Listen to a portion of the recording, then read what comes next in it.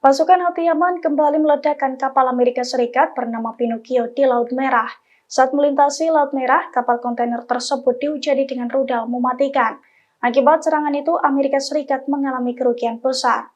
Dilansir dari Al-Mayadin, hal itu telah dikonfirmasi oleh juru bicara Angkatan Bersenjata Yaman, Brigadir Jenderal Yahya Sari pada Selasa 12 Maret 2024. Yahya Sari mengatakan bahwa Houthi berhasil menargetkan kapal Pinocchio di Laut Merah menggunakan rudal.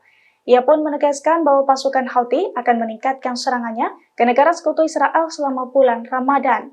Adapun serangan ke kapal Pinocchio itu merupakan serangan pertama saat bulan Ramadan 2024. Yahya Sari juga menegaskan bahwa serangan itu merupakan balasan atas kekejaman Zionis terhadap warga Gaza.